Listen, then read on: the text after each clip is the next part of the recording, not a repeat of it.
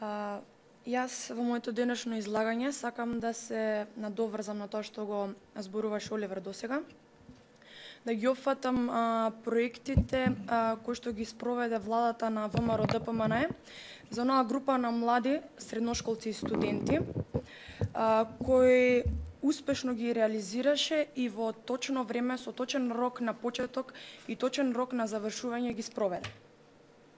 Чесно е да признам дека секојдневно од младите слушам позитивни мисли за оние проекти кои што се започнати и се реализираат и дека се прифатени и им е задоволство што ги применуваат и ги искористуваат во нивното секојдневие. Ние младите ВМРО ДПМНЕ и образованието имавме период во кој што младите, значи, им се задоволија потребите, но денешната, односно новосоздадената влада на СДС, тој период и тие потреби на младите сака да ги уништи. Би сакала да им пренесам дека со тоа уништување на реформите кои што ги спроведе ВМРО ДПМНЕ нема да успеат и да ги придобијат, да ги освојат и да ги придобијат младите, бидејќи во тој период беше направено многу за нив. На почеток сакам да нагласам една од позначајните мерки на ВМРО ДПМНЕ покрај тие 40 проекти. Тоа е проектот бесплатен превоз, јавен превоз за младите, односно за студентите и средношколците. И да нагласам дека во првата година над 25.000 студенти и илјадници средношколци ги имаат искористено оваа мерка со користење на слободната карта. Упатувам апел до СДС да ја продолжат оваа мерка и да престанат со тие најави дека ќе ја укинат, затоа што со оваа мерка се влијае позитивно врз финансискиот дел и врз продолжението на образовниот процес. Покрај бесплатниот јавен превоз, ВМРО ДПМНЕ не заборави дека Македонија има млади кои што сакаат својата држава, сакаат да ги запознат нејзините убавини и да го прошетаат секој град и село. Па затоа воведе бесплатен железнички превоз за млади до 27 години, прв и втор викенд, но и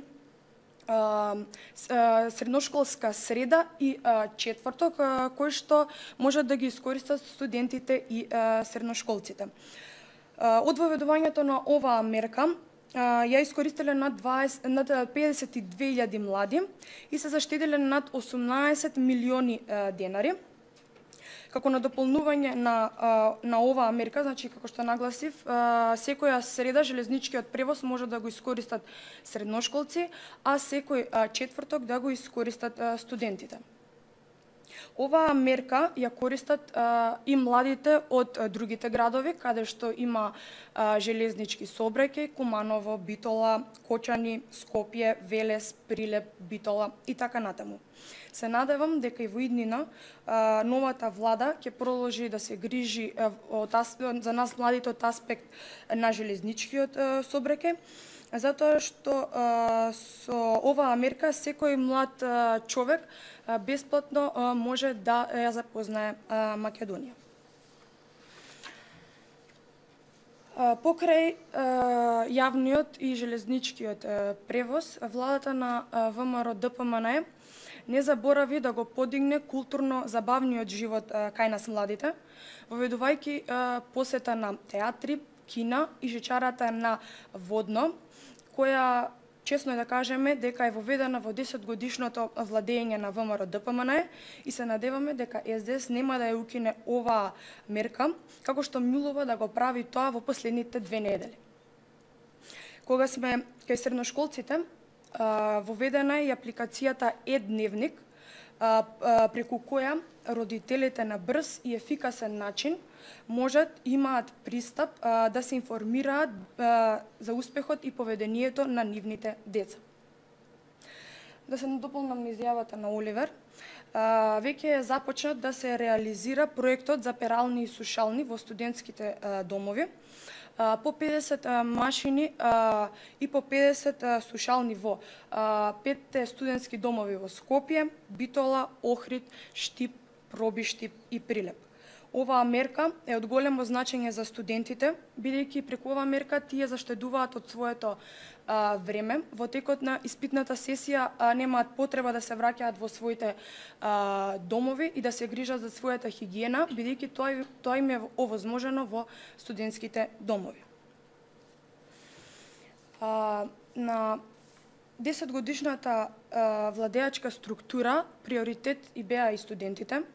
Мерката бесплатно патување за најдобрите студенти со просек над 9,5, кои студираат на првите 3 рангирани универзитети, обезбедува целосен аранжман во најатрактивните дестинации – Париз, Венеција и Барселона.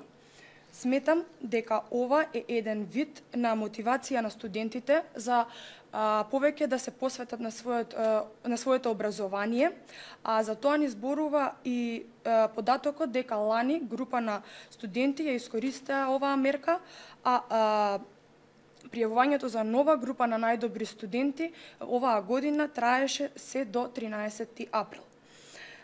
Би сакала да упатам еден апел до СДС да престанат негативно да влијаат врз младите, да започнат со нови реформи и да продолжат со овие изминати реформи кои што ги создаде владата на ВМРО ДПМН, затоа што тие имаат позитивен бенефит и се целосно прифатени кај нас младите. За крај сакам исто така да ги потсетам оние млади кои што се насочени кон владата на СДС, дека тие треба да бидат поттик за да се воведат нови реформи, повеќе да се даде значење на младите, како што Унијата на млади сили се трудеше, се бореше и заедно соработуваше со председателот на ВМРО ДПМН, кој целосно ги прифаќаше и ги сослушуваше нашите идеи и ги спроведе успешно.